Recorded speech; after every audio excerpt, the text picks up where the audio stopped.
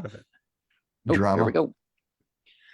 Oh, happy day. Oh, happy day. Here we go again, boys and girls. We are back for another fantastic episode of the Book Asylum podcast. I am Jack Childress, and as always, I've got my crazy, zany crew with me. The one and only Angel Ramon, the dangerous and somewhat perverted Dungeondan. Hiding in the background this week, our producer, Jennifer Amato, Tomato. Are you fucking kidding me? Is running the show for the backdrop. And we got a special guest host with us this week, the one and only Paul Ieson, who is a fantastic human being and a genuinely awesome writer. And we get the pleasure of having a guest back on again, who I just freaking love. The one and only Merrill David, author of Wicked Awake, Fester, Lasagna, Blood Cum. I mean, what else we got going? Wicked Awake. The freaking theme park. This dude has gone from having this one book out season pass that I fell in love with just the one book that I knew of him, and now he's just exploded onto the scene. Yeah. Merrill, my man, how have you been doing, sir? Doing pretty good. How about you guys? It's good to be on with you guys again and hear those voices again. I've missed hanging out with you guys. Man, it's been too long. It has been way too long, dude.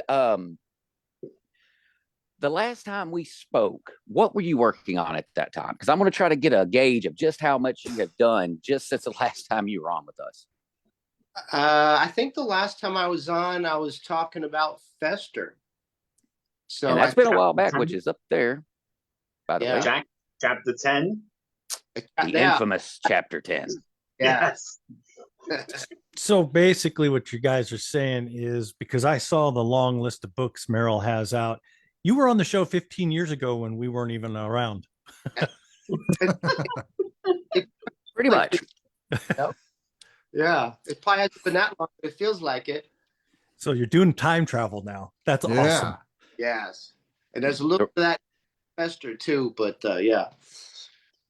Yeah, you just had to keep reading, Dan. You had to keep reading. Yeah. So yeah, I'm digging it. I think my first question is, what the hell is Blood Cum? Yeah. That goes for the throat. That's actually, so I don't want to give the ending of that story away, but so the idea from that came, I was writing a scene in Lasagna, and I don't want to give too much away in that scene, but basically, I can give it away. There's a female being grinded in a meat grinder in Lasagna, and then at the same time, she else is happening to her, and she has an orgasm. So the blood and the cum kind of combined into one substance, and so it came out of that paragraph in Lasagna. Wrote her blood cum collected on the floor, something like that, basically. And then when I wrote that blood cum, I was like, holy fuck, that needs to be the name of it. I could do something with that. What? Yeah, that's how it's story. So the story is completely different, but that's where the idea for that word came from. Splatterpunk is. I don't think I can read Splatterpunk. I don't find it that bad, to be honest with you. I really actually like it. I mean, for me, you're it's in like a meat watching grinder and you're getting cut up by the meat grinder and you're gonna have an orgasm. It's like what the. That lady, I made sure that I wrote it so that the lady that happened to, you felt like she had it coming to her. I mean, she was not a nice. No doubt, dude. You made her absolutely deplorable. Like, I don't like to innocent people nearly as much, but if I write them up pretty good to where when it's happening to them, I'm like, yeah, you had that coming. Literally. Literally. That's how it's supposed to be. Yeah. Alrighty then. About splatter. As long as you're putting those scenes in there and they kind of have a purpose, they kind of go along with the story, and you're not just doing it just for the shock value. I think, Right. Mm-hmm. Well, I mean, it's like going back to Fester, talking about the infamous chapter 10. The reason for chapter 10 and the justification for it and the justification for what you did in chapter 10 is perfect. Like, yeah, that should have happened. They had that coming. Absolutely had that coming. And you couldn't have really screwed somebody up much worse than that. And it's really well done. It's so hard not to screw up and spoil that, but it's perfect. It's like, yes, yes, yes, that should have happened. Even though I'm telling you, as you're reading it, you're just going, oh my God. Oh my God. And then it ends and you're like, like hot dog. Exactly right. Now, So, I got a question. Yeah. When you can, after you finish. No, I was just gonna say I always if I'm gonna really destroy somebody that bad, I'm gonna make sure that the reader's like feeling like, okay, yeah, they probably did something to deserve that, and I don't feel so bad. Right. So now I wanted to ask you, Mel, here's a fun question for you. Out of all the books you've written, all right, all the series you've written, which one was your favorite to write? Wow. Here we go. Tough questions. I loved Lasagna, but I really like Season Pass a lot because a lot.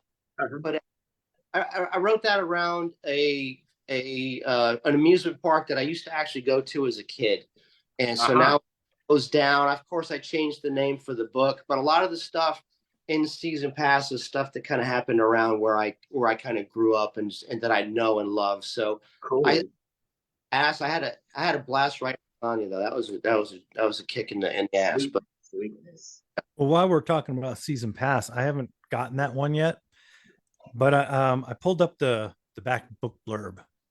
So it's like 3 paragraphs, and it's got me wondering because it kind of like it introduces the park, then it goes into the main character, and then it comes into this mysterious paranormal group. So I'm looking at it going, Jesus, this is going to be a rough read because we got all this stuff happening on the back of the book. What made you decide to write that blurb like that? Or did you write the blurb?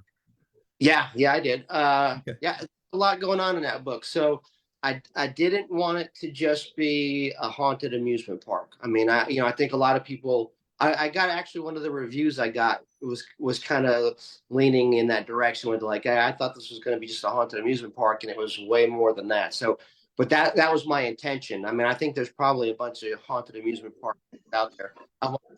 If I'm going to write something, no matter what I write, it's going to be different.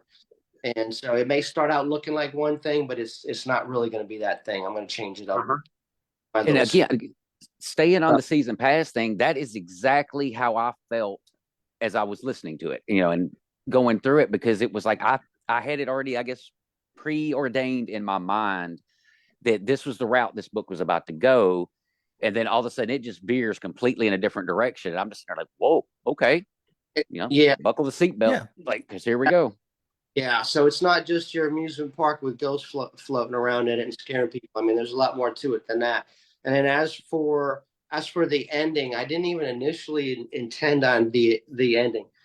So at the end, this is an amusement park, but there's a traveling freak show circus that goes around from town to town. And this, I came up with this by about mid-book, and I was like, what if I introduce something different in here? So that's when I came up with the freak show. I had the traveling freak show. I put them in there, and so now what I'm kind of doing is, if you read that freak show part of Pass, I introduced a lot of characters, and so now what I'm doing is I'm kind of as I'm working on my whole Merrill David horror verse, I'm starting to connect everything together. So in Lasagna. In Lasagna, one of the bad guys in Lasagna is a ghost that I mentioned in Season Pass, and then some of the freak shows that I mentioned in that traveling circus are turning up in some of my short stories. Like so, in Headblown is my horror anthology. I've got a story in there about the new Elephant Man, so he's in the freak show. In Headblown 2, I got a story about Octavius, who's half female and half octopus. She's in that freak show. Starting to connect all of my short stories with that Season Pass chapter. I'm just everything all together to where if people like something, they'll be like, "Dang, I might be able to get more of a complete story if I go check this story out too." So I'm just trying something. Creating a universe is brilliant, but I like the way you did this book blurb. I've been focused on book blurb. Sorry, can't even talk today. Because they're just as important as the cover in my opinion. They are. So if if I'd come across this back when we had a lot of bookstores, if it had just been a haunted amusement park, I wouldn't have been a no, but it would have been my maybe pile. Mhm. This one, we've got, the park, the freaks, the death, the main character, mysterious, obviously something not right with paranormal group. This would have went into the buy pile. The cover, all your covers are really good too. Yes. That old adage, never judge a book by its cover. I get that. But at the same That's time, beautiful. if you want me to buy your book on pass one, you got to have a really cool cover. No, you're exactly right. The cover matters, and the blurb matters. But I've found that I never spend a ton of money on my covers.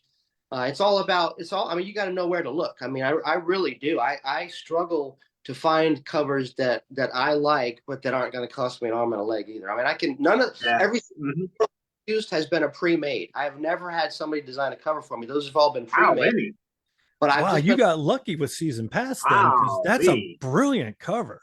Now, that season pass cover originally, it was probably supposed to be more for maybe like a mystery book or more like something else. So I had them splatter it up for me. I said, hey, throw a bunch of blood on that thing. Let's really make this look more like a horror book than a mystery. And so I had them up to it, but that was a pre-made. I'm impressed. Well, see, now that's like the genius in these right here, the Wicked Awake series. It's the same dude on every cover. It's this same cover every time. Oh, but as you can see from the one hanging on the wall behind me, which is a very vivid pink, this one's green. You've got a black, you've got like a bluish color. I mean, everyone's a different color, and that makes them stand out, which is what initially led them to getting their own wing on the wall over here, because they were art in their own way. And then when you put them all together, they just look so cool lined up like that. So yeah, I mean, the covers matter. About halfway through that, originally that was supposed to be a book series. I toyed with the idea of books 4, 5, and 6 being different, like maybe a different cover for those 3. But then as I got to thinking about it, I was like, just like you just said, Jack, I'm like, it would be a shame to not have that whole series with matching covers for just different colors, Yep. So I decided to just stick with the same, and I went with the only difference is I already told you, Jack.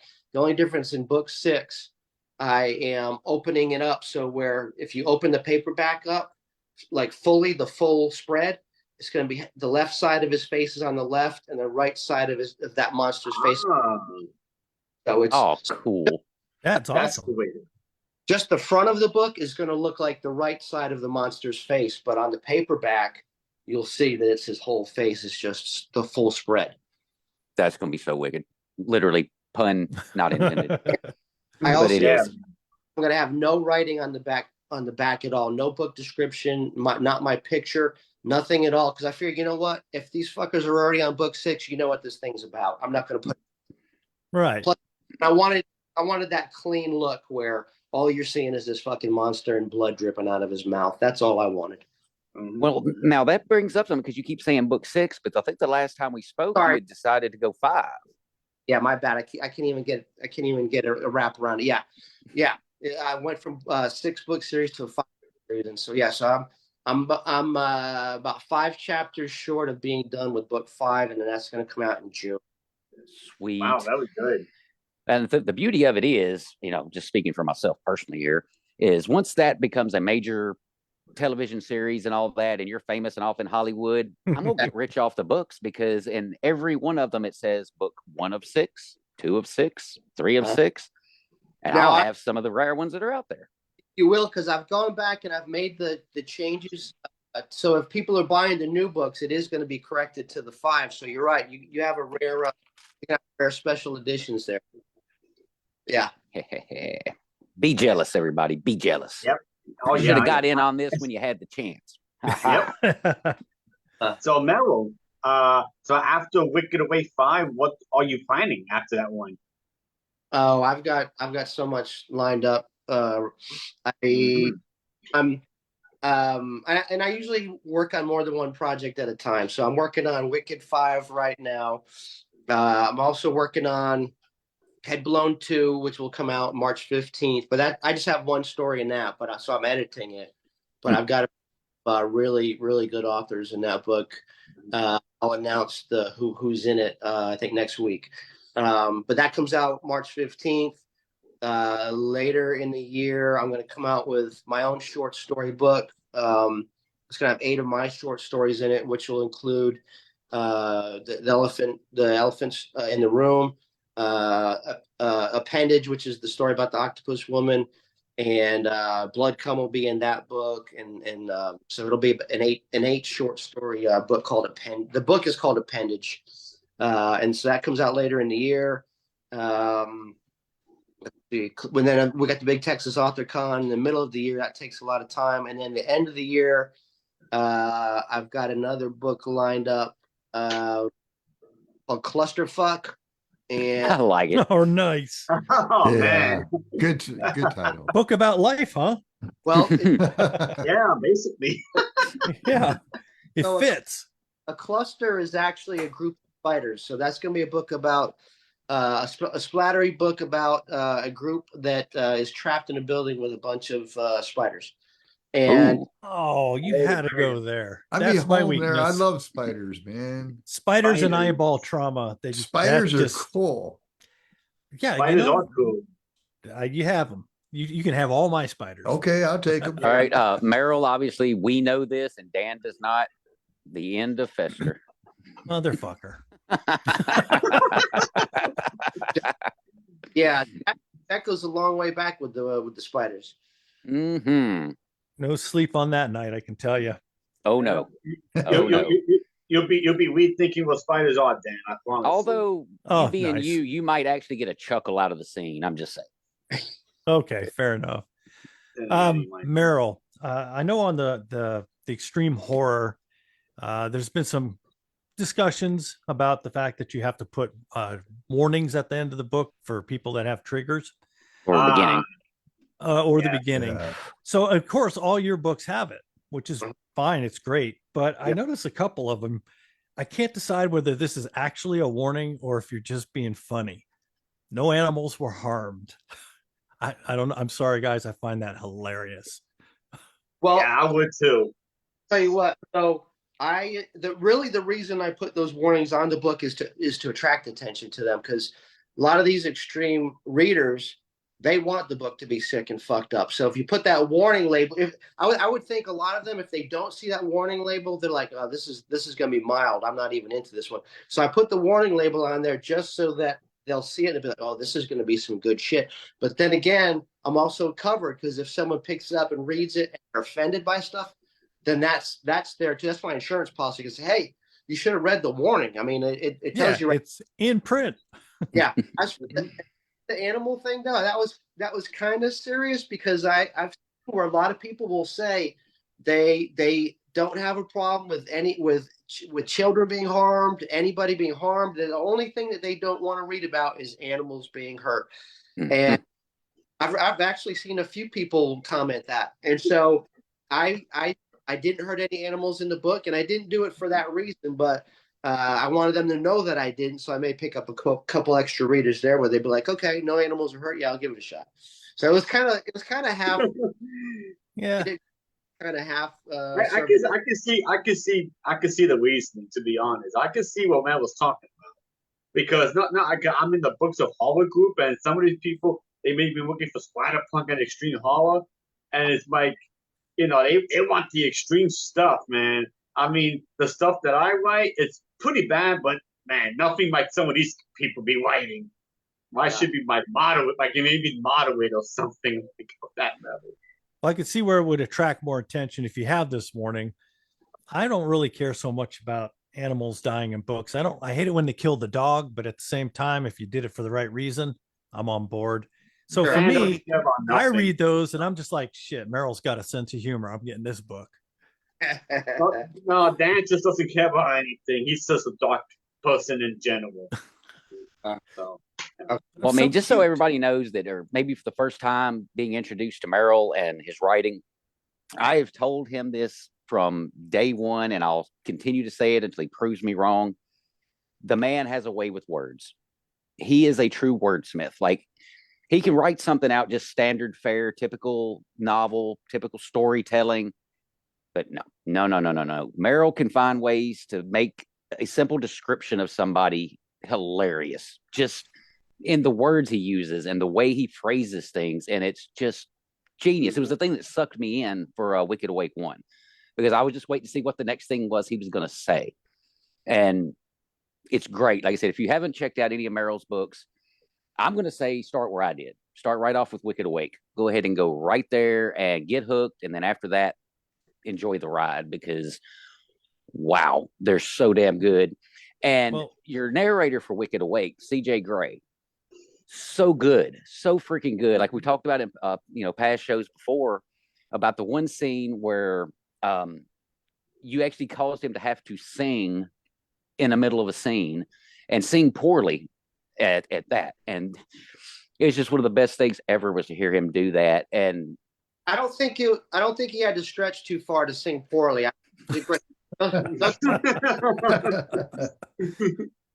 No, he did a good job with it.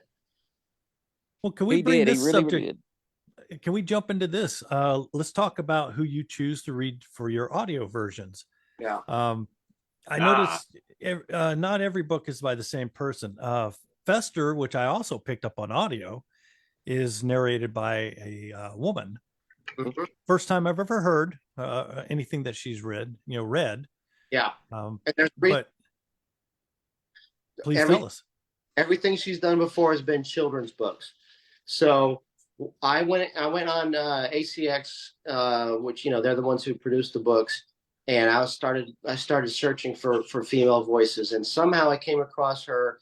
And I was like, wow, I really like her voice, but she had only done the kids' books. So I sent her a message. I'm like, there's no way she's gonna audition for this thing, and she did.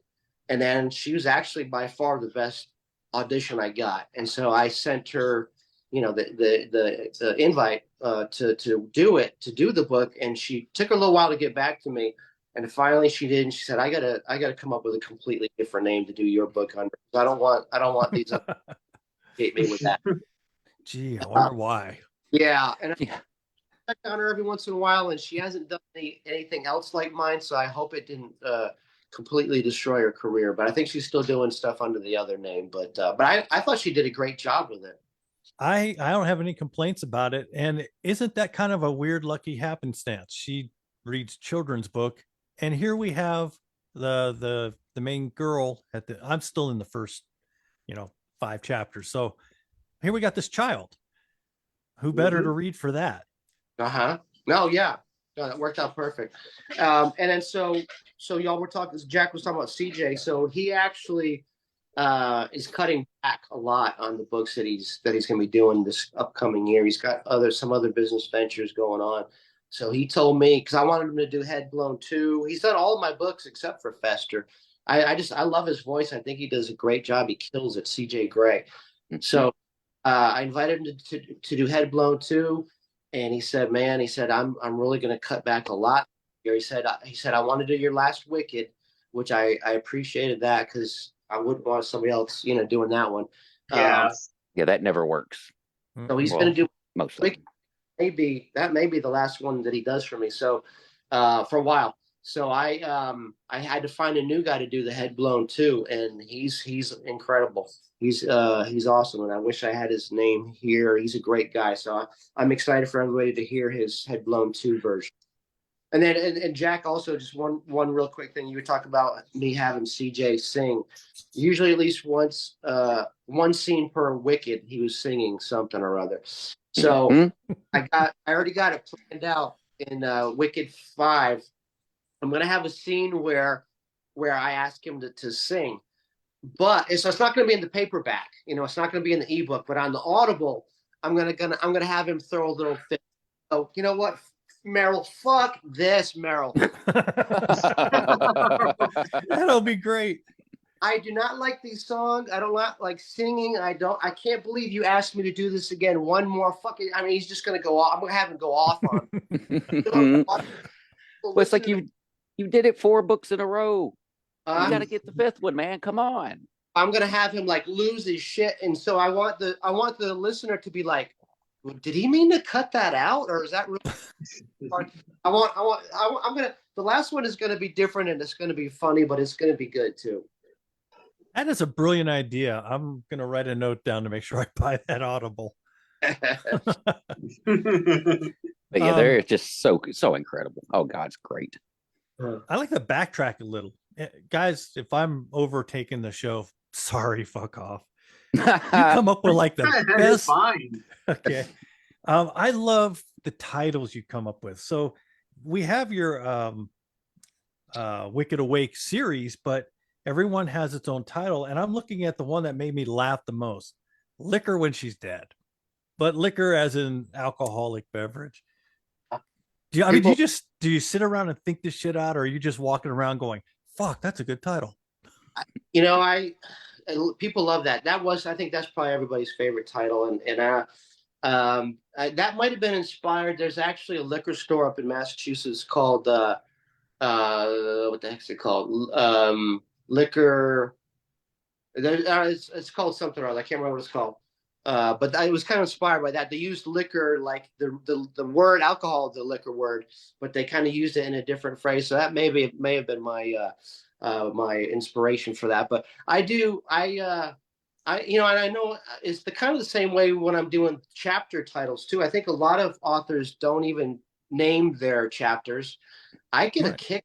I love naming all my chapters. I try to come up with clever little quirky fucked up chapter names where people see them, because I don't know, I'm the type of person who will pick up a paperback or even an ebook, and I'll go straight to the table of contents, and I'll start looking at the chapter names for some reason, and sometimes I try to figure them out. And I like, when I'm writing my books, I like people to be able to look at the chapter names and then wonder what the hell they mean, and then That's me. Yeah, and then be like, I got to see what the hell he's talking about. And then they jump right in and like, oh, Right. That's not what he was talking about. I'm playing mind games all the time with people, and I have fun doing it. Okay. Yeah. Just an example. Chapter 1 of Wicked Awake 2. Chapter 1. If I can say it. Amish, you like crazy. As in the Amish. Amish, you like crazy. Yeah. Yeah. And yes, there's a reason that title is that. There's a reason for it. That's why I'll look at the table of contents to see if there's actual chapter names, and if they're like yours, they'll pique my interest even more. I'm looking at the cover of Wicked Awake 4, Kissing Dead Babies. That's the kind of shit I'll pick up without even thinking about it. Yeah. So I've actually got a complaint about that. I think I don't know if it was somebody who was legit, or if they were really if they were just messing with me. But I had some lady get on one of my posts where I was advertising that, and they made it sound like I was a pedophile. I'm like, what the How do you even get that? No, Yeah. I don't know. But Might be a troll. but it's also got the political spin too, about kissing. That's what I thought. And so the whole zombie thing is happening during an election season. So that's where that it has dual purpose, dual meanings to it. But so that's kind of where I went with that one. But yeah, I don't think everybody really likes that title too much if they don't get me and understand. I love it.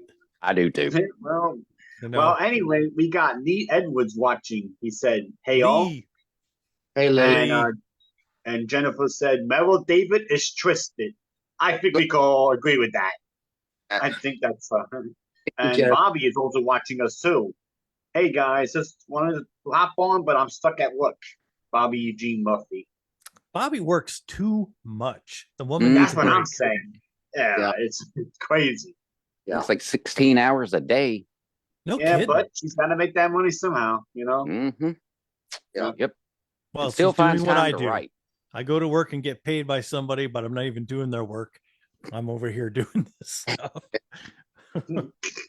God, I hope my boss ain't watching. So, Merrill, probably not. I was going to ask you, this might be a strange question, but would you be open in writing in any other genre except horror? Would you write outside the horror genre?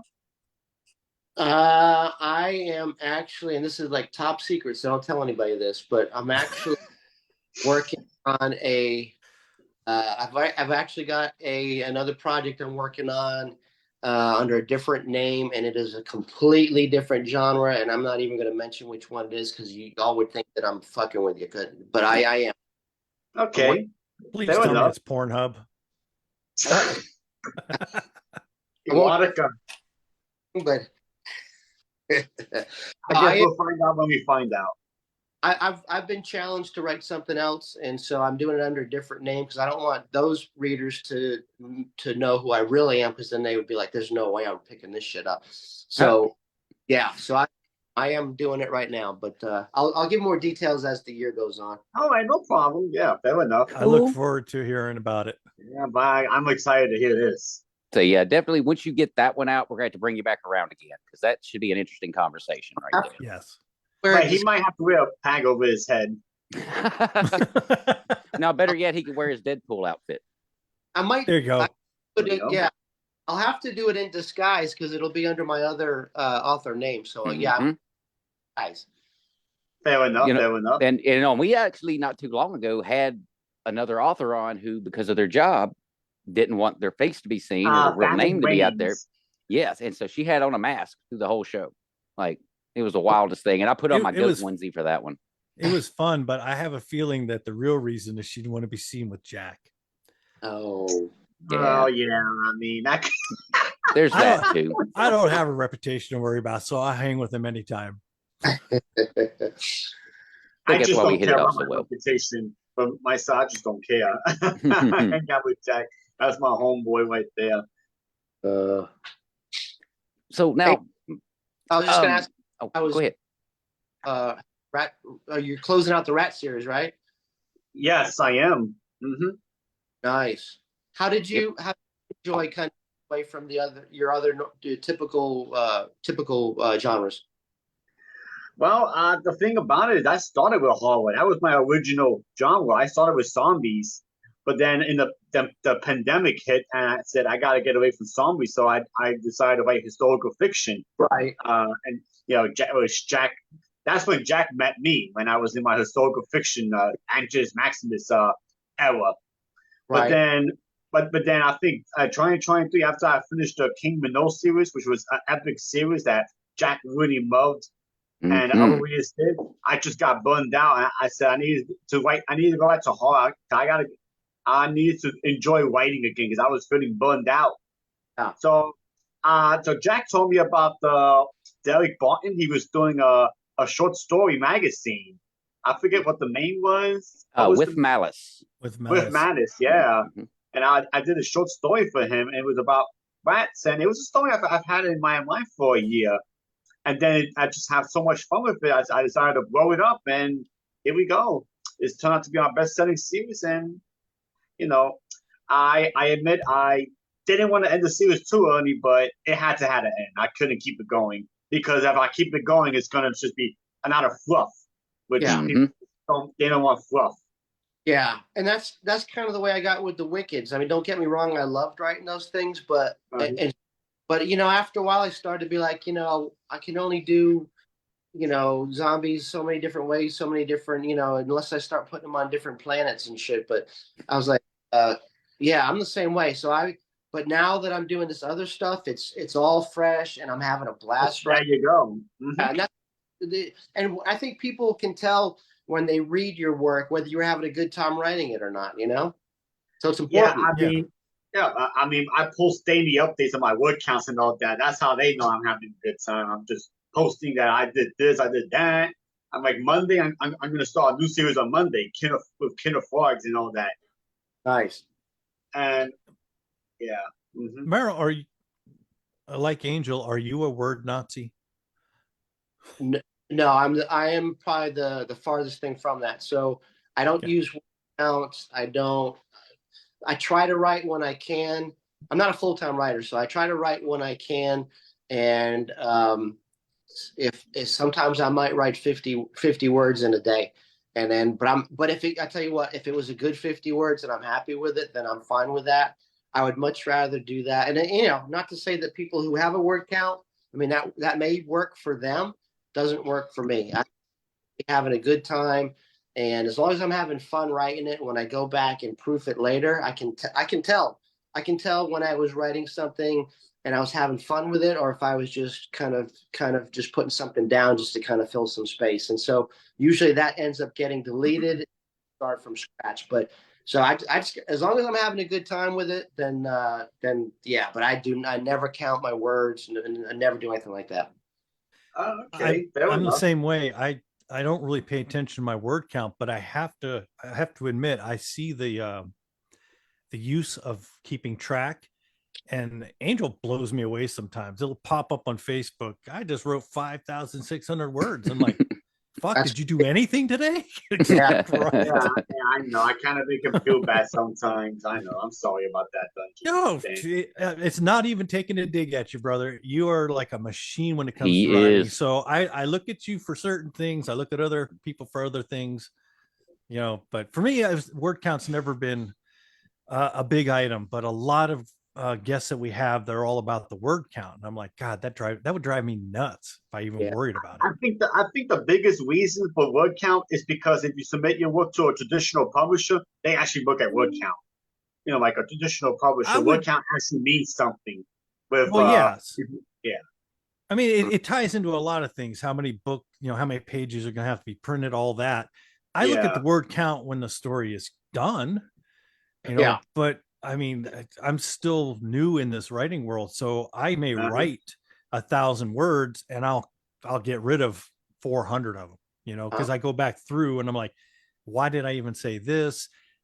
Why did I put 2 sentences what literally 5 words could have described, so I don't keep track of word count because I'm constantly in there tweaking, and I don't really want to know until I'm done. Yeah. All right. Now, Merrill, there's another question I got for you.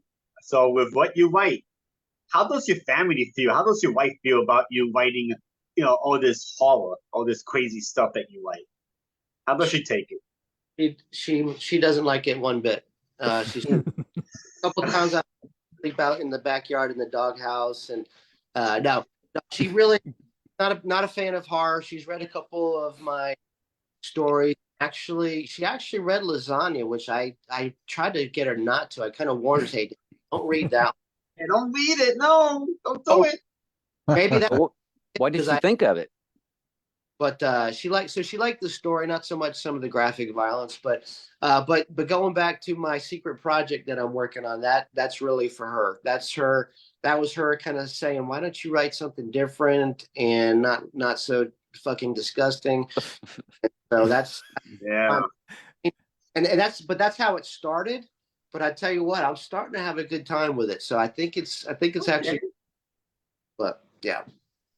All right. You got us all interested now. It's like, I'm thinking of questions like, how can I drag this out of them? Yeah, man.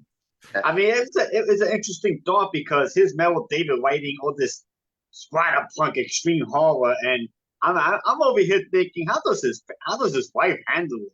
That's what I was thinking. Yeah, that's what I was thinking. She's probably sleeping with him at night with one eye open. Like he's not going to freak out on you in the middle of the night, is he? Yeah. More than one time, I've been talking about scenes in the book, and she'd be like, and I think she's half joking, but maybe not. She says, "You wouldn't do something like that, would you?" And would you? really thinks I would do that stuff. I mean, if it makes you feel any better, Mel, my parents kind of think the same way with me. Like, hey, are you really this stuck are you really this stuck of a person? And you know what I say? I say, yeah, I am. Sure, why not? Deal with it. Well, Angel, the thing. Now you know why they put that lock on the outside of your door. Exactly. I mean, but that's the one thing I've discovered, over the years doing these shows is you can get a horror writer that has just wrote some of the most disturbing, most twisted, messed up stuff, and then you talk to them and they're like, "Hey guys, what's up? How's everybody doing?" And it's like that came out of this head. What in the world? But yeah, usually some of the nicest people write horror. It's I guess is it to you? Is it kind of a release, like a place where you can get frustrations out, or anything that's been irritating you can just throw it on the page and be done with it? Yeah, I mean, it's a lot of the horror authors that I've gotten to know a little bit. A lot of them are completely introverted, and so that's kind of their way of releasing frustrations or if they get angry about things. I mean, you have a bad day at work. I mean, it's better than coming home and kicking the dog or slapping the wife. I mean, you just get on the key. Yes. Mhm. Less jail time. Yep. Yeah. 100% true. I think the way we have to see it, guys, is that what we write is not a reflection of who we are in reality. We I mean, okay, maybe a bit of it, yeah, but all the minor parts. Like me, I write about Romans, Greeks. I'm not gonna go out there just like a Roman. I won't try to. Although Jack would dare me to do it, but that's not who I am as a person. I'm actually a really nice, kind person who loves my parents every day. I have my neighbors, but What do you you know think, how Paul? society is. I'm sorry, I had to jump in. Uh-oh. You're lying. We seen have you. pictures. I've seen you, Ramon. I've seen you in shit. Okay, well then I've been Full exposed. gear, chainmail. All right, I'm going back to silence. Yeah, okay. All right, Back Jen. to the shadows. Hey. Back to the shadow realm. I Are just not scared so half silent. our viewers just then. Yeah. No, Popped up out of nowhere like a jack in the box. Huh. that's what she's best at. Right? Yeah, put me on blast. Oh, we got Anybody another else? critter. Who's our critter there, Merrill? This big fat angel cat. Fat. Oh, nice. Gorgeous. Pretty. Oh, It's a big one. That's actually bigger than my cat. He's quite big in his own right. Where's Domino? Yeah. He has left the building. Oh, well, there you Domino go. found himself in He's getting- tacos on Tuesday. He's getting away from Jack. So he's been on my nerves all day today. It's probably a good thing. Get the hell out of here. Oh, well then. Pain in the ass. Well, you obviously as far as I know, you do all of your own editing, correct? Yes. That's gotta be What hard. has been? I was going to say. I mean, at first when you first got to writing and you were sitting down to actually start editing, what was that like for you? Because I know when I try to go back and edit my stuff, I'm just like, oh my god! And if I had hair, I'd pull it out. Like. So I think everything I do different from everybody else because maybe it's because I really don't know what I'm doing. Just kind of figuring out by the seat of my pants. But I've always been the type where I write something and I edit it like the next day. Like if I do 3 or 4 pages, 5 pages, the next day I'm on there editing it. Or the day after that. I don't write the whole book and then go back and edit the whole thing. I do it piece by piece so that I'm happy with it as I go along. I'll when it's all done, I will go back and look at it all again to make sure I like it. But really, I'm editing as pretty much as I'm going along. I always wait the next day though, at least the next day, so that I have a little bit of time to think on things. I don't do it, as I put it down, but it's usually the next day, the day after that.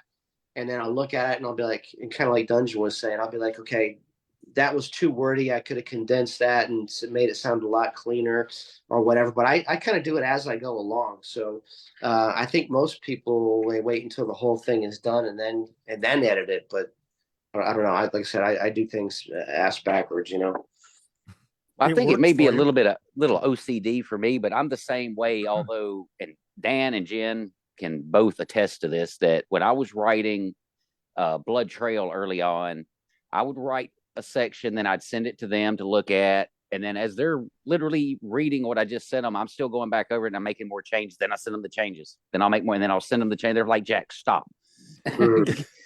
Yeah. Get something done first, then send us, what you've done. It's like, quit sending this like. I stopped reading the first 5 that he put up because I knew there was another one coming. There's going to be a 6th one. It's coming. Just wait for it. So yeah, I'm the exact same way like that. It's like I can't just write all the way through and then go back. It's like my eyes are constantly going back as I'm writing. And part of that is the ADD because I'll be writing and then I'm like, how did I get here? Scroll back. And then I start reading through and I'm like, oh, that's wrong. That's wrong. That's wrong. And then there we are. I spend just as much time fixing stuff as I actually do writing stuff. So Where are you with that? Or did you finish it? Blood Trail, I sent it off to Doc because it's mostly done. It just needs quite a bit of editing and tying some stuff together. And then like kind of punch it up a little bit, make it a little bit longer, add a little more to it. But And it's so novel or novella or what it's going to be somewhere between novella and novel length, probably 40 to 60K, somewhere in there. Nice. Okay. So by the time I get that all done, but right now I'm working on a short story for another anthology called Weatherly Lane. Yes. And it's about, it's set throughout the different decades. Yeah. And I took the 80s for my Ouija board story. So I'm writing in 1987 is where I'm at. So that's actually what I was working on this morning. I got about 2,000 words of it done so far. It's going to be about 10 approximately.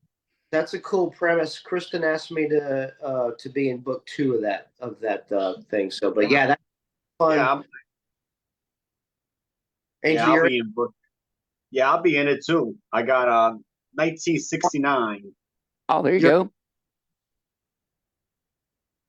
Go ahead, Merrill. And Jack might know what 1969 was, and it has to do with a football team and what happened in 1969.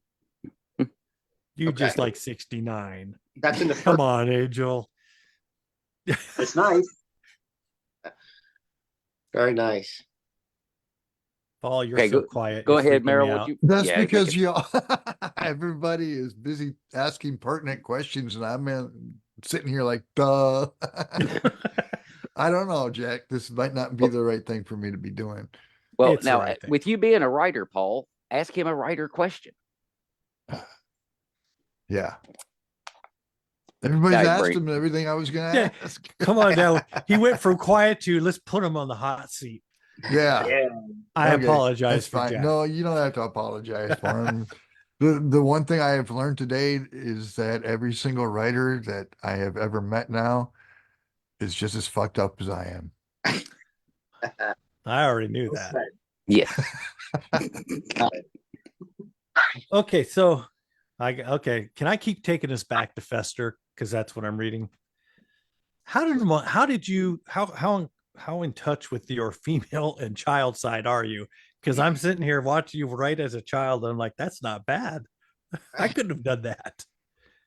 A lot of I had to get a lot of help in Fester from my daughters because that whole story pretty much revolves around a teenage female.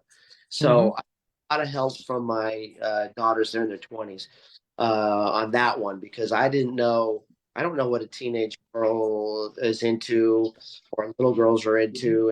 They helped me a lot with that one, especially when it came to some of those high school scenes. I had no idea what high school was like anymore. I remember when I went to high school, you actually had like books and pencils and notebooks and stuff. So I don't know if they even use that. I don't even know if they teach handwriting anymore. So I had to get a lot of guidance on some of that high school stuff. But yeah, that was the hardest part of writing Fester was that stuff, to make it sound like it was somewhat authentic and believable on that part, Well, two things. I raised 2 girls, and even I cannot figure out what goes through a teenage girl's head. But I totally love. Oh, I would have loved to have been a fly on the wall when you sat your daughter down, going, "Let me put you in this spot. You tell me what's going through your head." Can you imagine the look? You're like, Dad. Yeah, luckily they already know that I'm kind of, and you know what I do? I blame it on I had a brain tumor removed, so I blame everything on that. I'm like, hey kids, there you go. That explains it. That explains it right there. Yeah, I blame I can get away with a lot of my weirdness with that. I just saw somebody pop. I think it was Jen pop up, going, "None, even they don't know what goes through their head at that age." Yeah. Hear that, guys? They're stop figuring out women. They don't even fucking know themselves. I never attempted to try to figure out a woman, man. What a revelation. Angel's way ahead of us. Obviously, he already figured that shit out. All right, well, guys, we're here into the last 10 minutes of the show, and we can't ignore the elephant in the room because it's such a big event, and Merrill works his rear end off on it every single year that he's been doing it. First question I want to have for you on the Texas Author Con is, what possessed you to take on such a huge ordeal to pull all that together? Because when I first met you, like I said, you were just a writer. Hell, I had to practically drag you kicking and screaming onto your podcast when you came on with us. Yeah. And all of a sudden, dude, you're out here, you're doing things, man. What's up with that? Yeah, I'm just I don't know. I don't know what the hell happened. I blame that on the brain tumor. Brain tumor again. Oh, yeah. Yeah, no. The first one, it was just supposed to be me and Lost his sound. What the fuck happened? Oh, I think you hit mute, Merrill. Yeah, he's You muted. hit mute. You're muted.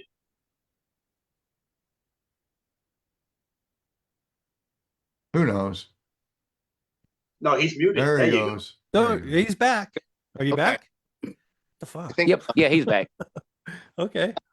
it was just supposed to be the first one was just supposed to be like me and Jimmy Hernandez, maybe one other person, going to a hotel and meeting some people, and the next thing I know, that thing evolved into year 2 was 60 authors, and now we're year 3, and we're gonna have 80 tables out there, so and almost 100 authors. I mean, I never anticipated that. I'm not an event coordinator. I'm just an author trying to get out there and meet some people and meet some of my readers and sell a couple books. So I've got people helping me with that thing.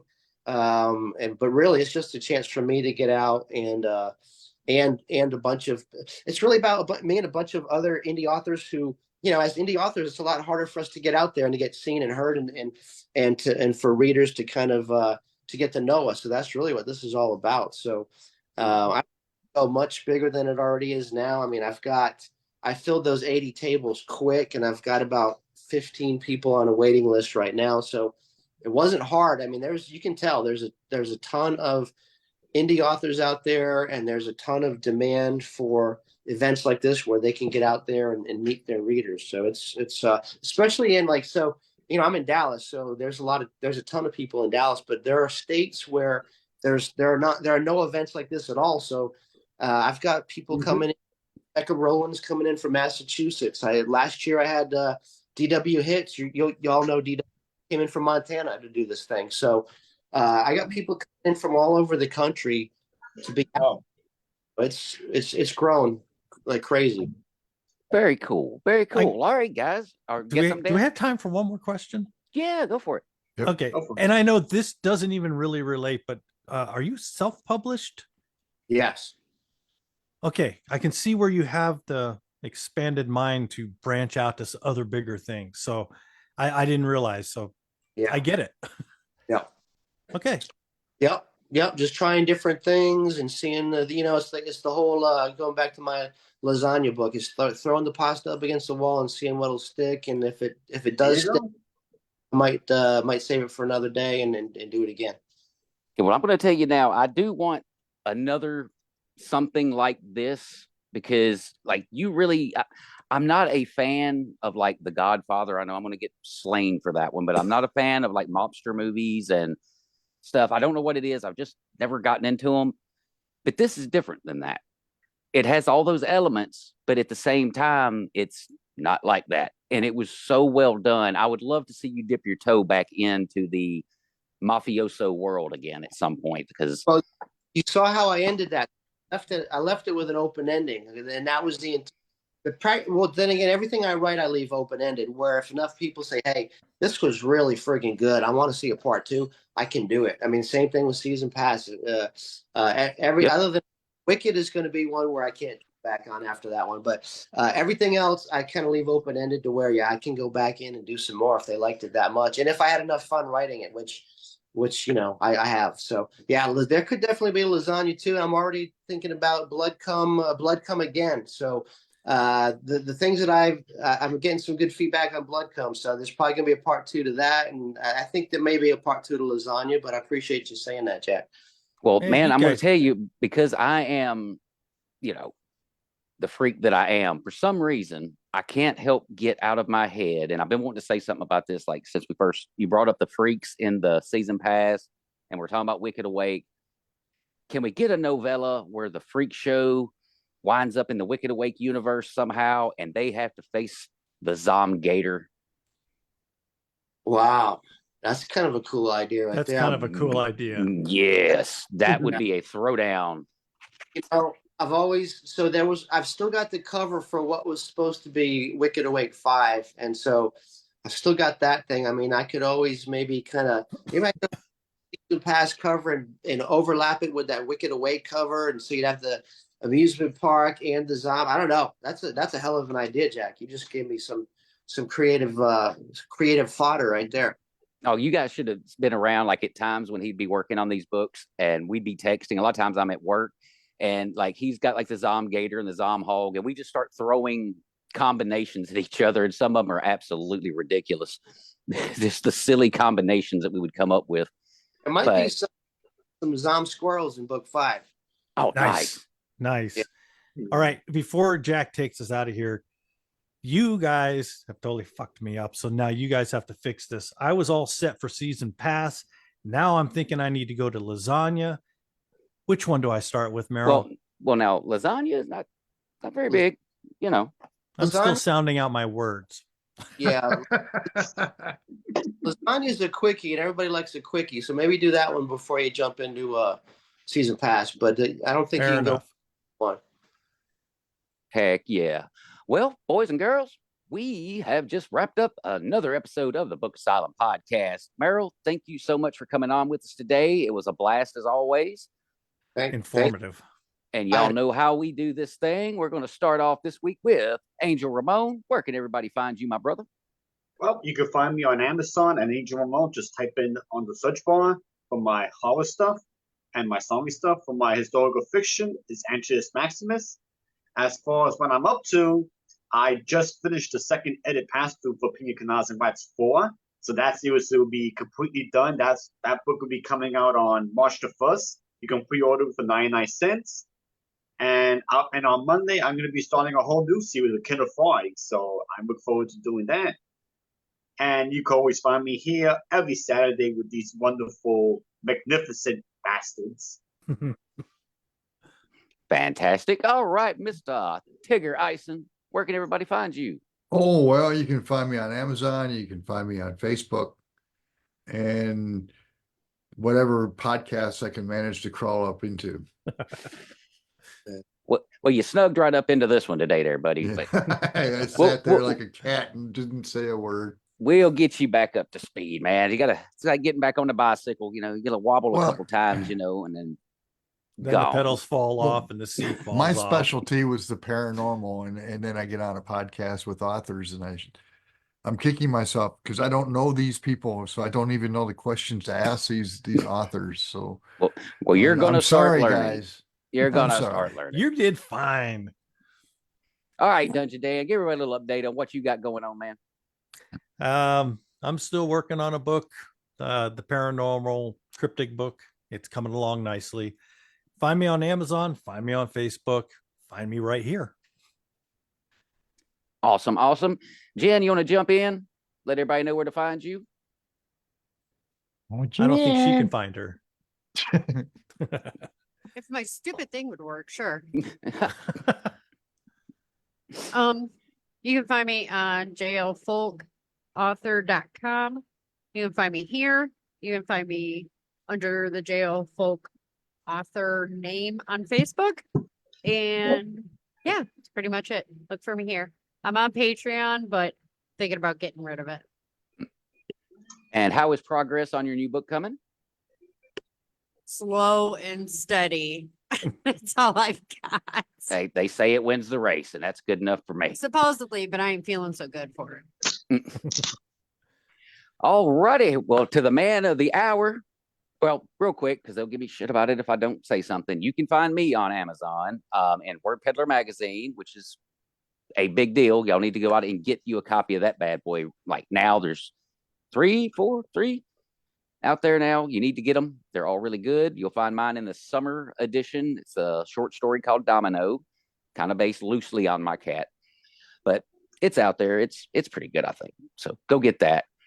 All right, Merrill, my main man, my brother from another mother. Where could everybody find you? I'm on Facebook and the Instagram and the Tickety Talk. I've been taking dance lessons. I'm trying Tickety Talk again, and then Amazon, Goodreads. But yeah, I got Texas Author coming up in Fuck. July. Come see us in Dallas. It's the free event. And then I've got Head Blown 2 comes out March 15th. Wicked Awake 5 comes out in June. And then later in the year will be some Clusterfuck and the secret project. So I'm keeping busy. But I appreciate you having me on the show. It's been fun. Awesome, Real man. quick, Awesome, I had awesome. something to say. All right, Yeah. there, DJ. Hey, Hi. Yeah, I'm the lurker in the corner back here. yeah. I just wanted to make a quick announcement that, with everything, this podcast just got a new website, and that is book-asylum.com.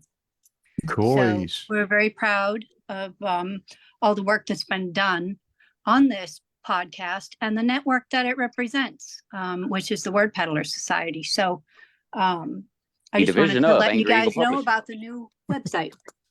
Cool. Fantastic. Outstanding. I Awesome. completely forgot to mention that. Ditto. But it's us, Dan. We do know. good to remember to put pants on before these things. We're not Yeah, here. For I'm our not wearing smarts. pants right now. Me Oh. either. Well, damn it. I didn't get the memo. Wait, we're All supposed right, to wear guys. pants? None of us. I don't have maybe. underwear on either. Well, I mean, does this count? I mean, really, they're Grogu pants. I mean, does that really even actually count? Anyway, guys, for our guest of the day, Merrill David, Tigger Ieson, Dungeon Dan, Angel Ramon, director hiding in the back, JL Folk, and the one and only DJ Cooper. I am Jack Childress. This is the Book Asylum podcast. We will see you guys next week. Peace out. See ya. Bye. Bye. Later. All Great righty show. then. Yeah. Damn, Merrill. I had We're- no idea.